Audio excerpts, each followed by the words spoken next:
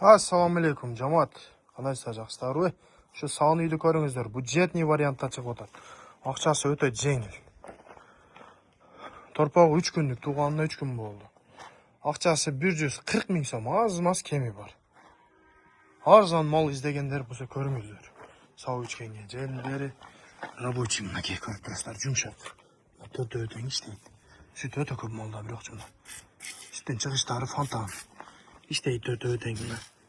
Торпағы емтатын ана. Мінекей. Саған өте жоғыш. Желілер іште төрт өтең. Ақшасы жөнді қойылтады, жамаат.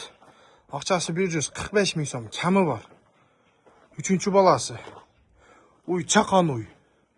Біз мына айтып әлет сатауыз каканец. Бойы 120 пилус. 120 пилус.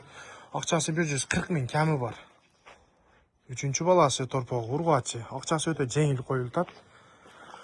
7-8 литр sütü бар. Жұмшақ емшектерді амна. Сүттен шығыштары фонтан. Өте жақсы жоғыш. Мінекей.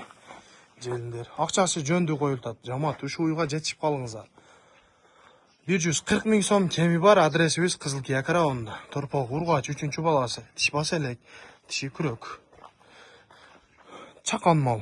Bir семьяға жете тұрған сүті бар. Ақшасы дағы өте жеңіл қойылтады. Срочно жетішіңіздер, жамаат. Жөнді қойылтады басы. Шул уйға жетішіп қалыңыздар. Девичиден солығы законный. Бойы 20 пилус, 120 пилус. Торпақ урғач, торпағы дағы ден солығы жақшы дәңгел торпақ урғач. Мінекей. Еміп, маза қылып тұрады. Тені таза. Ол жақшы мал. Ушу мал кимге қызық болса, срочно жетішіңіздер. Адресimiz Қызылкия районында. Ақшасы 140 000 кеми бар.